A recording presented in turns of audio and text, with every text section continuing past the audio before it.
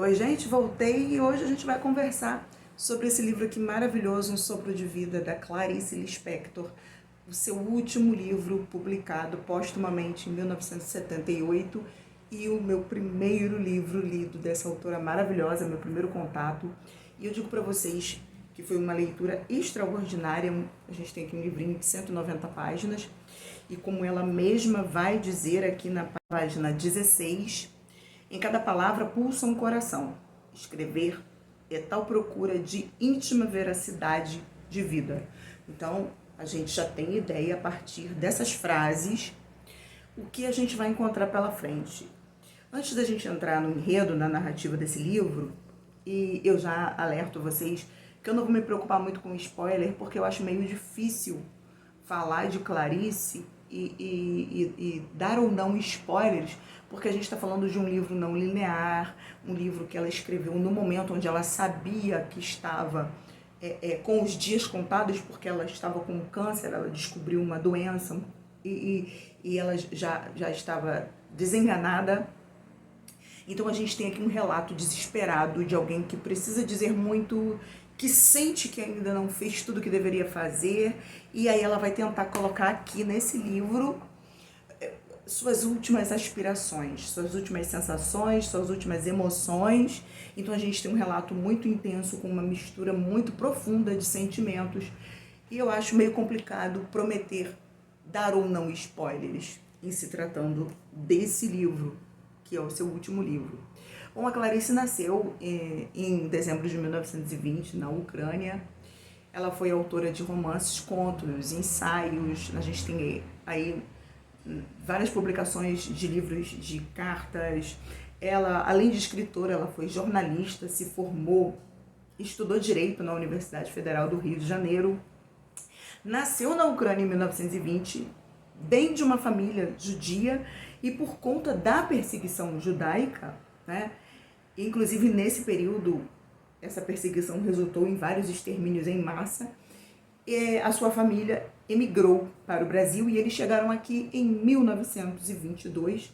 A gente tem uma autora de vários livros de sucesso, como Perto do Coração Selvagem, A Paixão Segundo HG, Laços de Família, A Hora da Estrela, né? A gente tem aí, além de romances, novelas, literatura infantil, entrevistas, enfim, a gente tem um vasto compêndio literário deixado pela Clarice. E aqui nesse livro, Um Sopro de Vida, a gente vai se deparar com muitas emoções, com muitos sentimentos. Ela vai falar de vida, morte, dor, paz, perdão, melancolia, angústia, pressa. Ela vai falar de oração, vai falar de Deus, vai falar de fé, vai falar de incredulidade, desespero. Ao mesmo tempo, a gente precisa entender o seguinte: quando a gente está falando de Clarice Lispector em Um Sopro de Vida, a gente precisa se colocar no lugar dessa escritora. Ela vai dizer que não se considerava escritora. Ela vai dizer, inclusive, na página 104, ela reclamava muito disso. É muito interessante que uma pessoa tão incrível quanto a Clarice, o quanto ela era, ela se classificava dessa forma, mas ela diz assim na página 104, me coisificam quando me chamam escritor. Eu nunca fui e nunca serei. Recuso-me a ter um papel de escriba no mundo. Eu odeio quando me mandam escrever ou quando me esperam que eu escreva. Recebi uma vez uma carta anônima que me oferecia espiritualmente um recital de música, contanto que eu continuasse a escrever. Resultado, parei completamente. Só quem manda em mim é eu que sei. E ela já começa aqui nesse livro, ela faz uma breve apresentação ou introdução, porque isso não tem essa nomenclatura aqui, a gente tem apenas um texto inicial. E ela começa conversando com a gente, dizendo que esse livro não é um lamento, é um grito de ave de rapina, erriçada e intranquila. O beijo no rosto do morto. Eu escrevo como se fosse para salvar a vida de alguém, provavelmente a minha própria vida. Viver uma espécie de loucura que a morte faz. Vivam os mortos, porque neles vivemos. De repente, as coisas não precisam mais fazer sentido. Satisfaço-me em ser. Tu és? Tenho certeza que sim. O não sentido das coisas me faz ter um sorriso de complacência. De certo, tudo deve estar sendo o que é. E aí, algumas pessoas, às vezes, conversavam com ela e perguntavam para ela se ela escrevia nos seus livros, se ela colocava biografias. E ela vai dizer aqui, que na página 37, que esse não é um livro de memórias. Só que quando a gente compara trechos de entrevistas com trechos desse livro, a gente se confunde um pouco do real com a ficção. Ela diz o seguinte: esse livro não é um livro de memórias. Preste atenção que durante todo o momento da narrativa você vai ver um certo desespero, uma certa urgência, um certo momento, um certo agora é colocado. Ela continua dizendo: passa-se agora mesmo. Não importa quando foi, ou é, ou será esse agora mesmo. É um livro como quando se dorme profundo e se sonha intensamente. Mas tem um instante em que se acorda, se desvanece o sono, e do sonho fica apenas um gosto de sonho na boca e no corpo. Fica apenas a certeza de que se dormiu e se sonhou. Então a gente percebe o desespero da Clarice, percebe a urgência, percebe o agora, percebe o momento, e não espere uma narrativa linear. Não espere, em alguns momentos, uma construção de narrativa única, porque no mesmo parágrafo, a Clarice, ela vai falar uma coisa agora e de repente ela vai alterar, mudar, ela vai interromper um raciocínio e pular extremamente rápido para outro. Algumas frases serão completamente desconexas, uma coisa não vai ter nada a ver com a outra, e por isso é uma leitura que exige muita atenção. Mas ao mesmo tempo, quando você entende que se trata de uma leitura emergente, de alguém que sabe que vai morrer, quando você precisa entrar no livro entendendo isso. Ela está escrevendo um livro que ela acredita que será o seu último. Tanto que o livro é publicado póstumamente, 1 ano depois da sua morte. Ela não tem tempo de publicar, ela não consegue publicar esse livro. Então você precisa o tempo todo lembrar.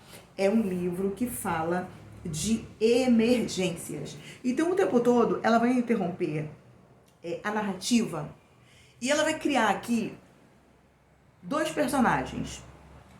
Ela é a autora do Sopro de Vida, mas ela vai criar um autor. E esse autor vai criar uma personagem, a Ângela Praline.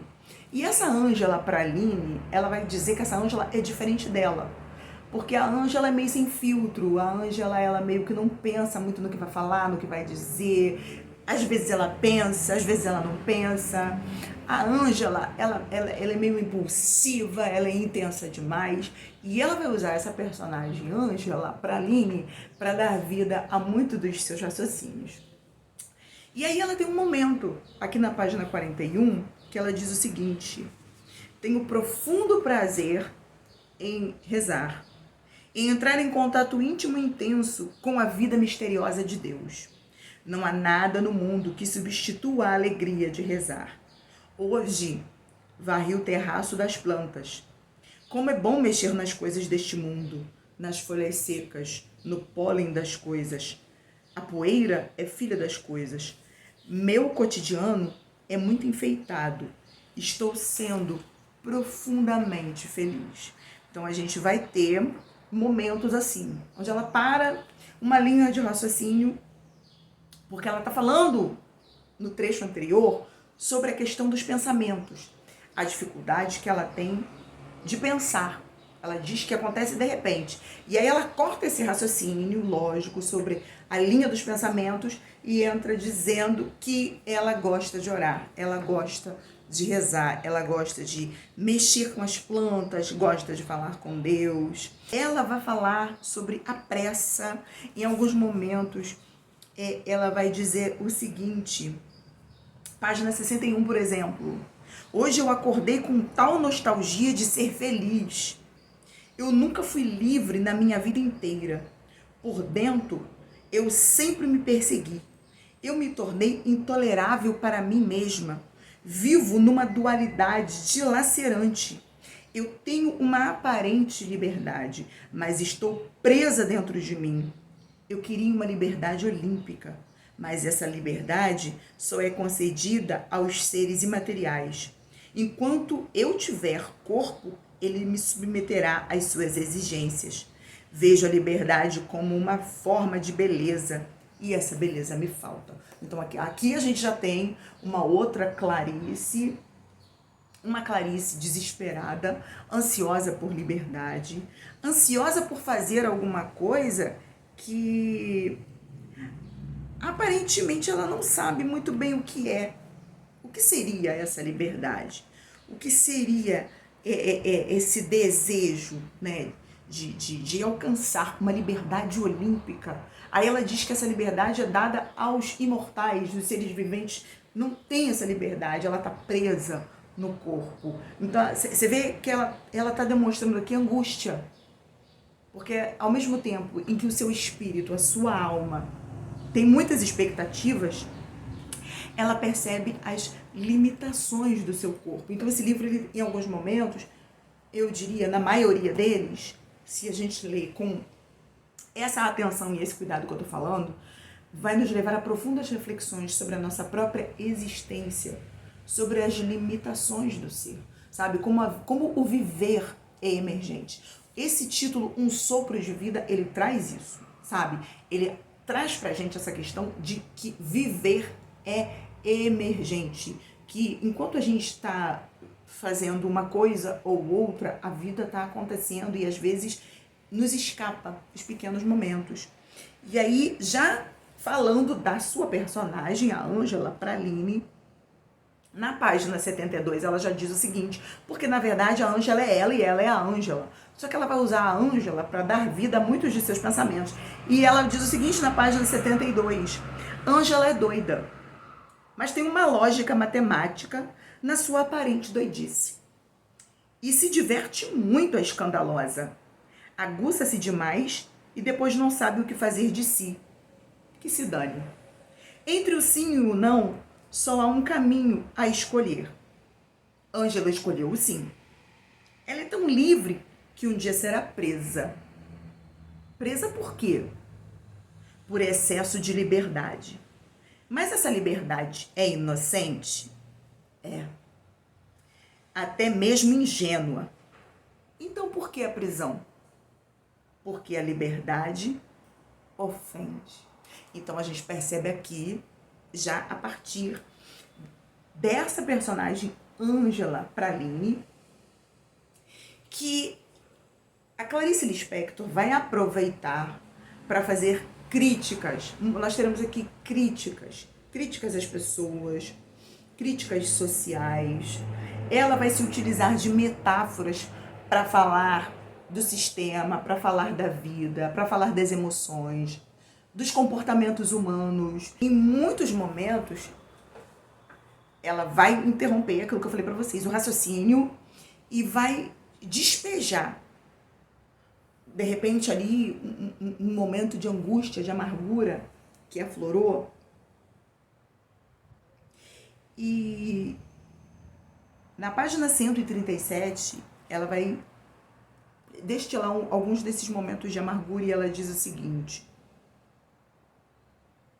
a realidade é muito estranha, é inteiramente irreal.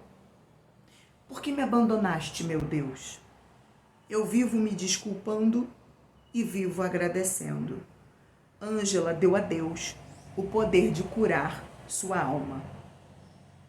É um Deus de grande utilidade, pois quando Ângela sente Deus, então a verdade terrivelmente exposta é imediata. Ângela usa Deus para respirar. Divide Deus por usá-lo como sua proteção. Ângela não é mística e nem vê o dourado do ar. Eu queria levar a vida como uma seta de purificação, de exclusivo contato com o além. Mas como? Então você percebe aqui, de novo, um profundo desespero, uma profunda angústia, uma profunda amargura. Ao mesmo tempo que ela diz, eu tenho prazer em falar com Deus, ela já diz, por que me abandonaste? Porque é um livro que expressa desespero. Aí ela acabou de se sentir abandonada na página 137. Na página 139, e eu estou esbarrando na câmera, ela já diz o seguinte: fiz o que era mais urgente, uma prece. Rezo para achar o meu verdadeiro caminho, mas descobri que não me entrego totalmente à prece. Parece-me que sei que o verdadeiro caminho é com a dor. Há uma lei secreta para mim, incompreensível. Só através do sofrimento se encontra a felicidade. Ela acaba chegando a essa conclusão. Tenho medo de mim, pois sou sempre apta a poder sofrer. Se eu não me amar, estarei perdida. Porque ninguém me ama a ponto de ser eu, de me ser. Tenho que me querer para dar alguma coisa para mim. Tenho que valer alguma coisa. Protegei-me de mim mesma, que me persigo. Valho qualquer coisa em relação aos outros, mas em relação a mim sou nada. É tão bom ter a quem pedir. Observe que na página 137 ela se sente abandonada. E nós estamos na página 139. É tão bom ter a quem pedir. Nem me incomodo muito se eu não for totalmente atendida. Ela acabou de reclamar que se sentia abandonada. Prestem atenção nessa questão do texto não linear, do fluxo de pensamento. Eu peço a Deus para eu ser mais bonita. E não é que eu me olho e vejo a faísca ao mesmo tempo que os meus lábios parecem mais doces e cheios? Eu peço a Deus tudo o que eu quero e preciso. É o que me cabe. Ser ou não atendida, isto não me cabe a mim. Isto já é matéria mágica, que se me dá ou se retrai. Obstinada eu rezo. Eu não tenho o poder, eu tenho a prece. Então perceba que o livro é muito intenso, muito profundo, é não linear, é intenso de fluxo de pensamento, mas ainda assim se tornou um livro favorito da vida, 5 estrelas. Pretendo reler em algum momento e indico muito para vocês que leiam Um Sopro de Vida, da Clarice Lispector. Gente, eu teria muito mais o que falar aqui. Eu anotei muito mais coisas. Eu poderia falar 30, 40 minutos desse livro, mas eu vou ficando por aqui. Eu espero muito que vocês tenham gostado.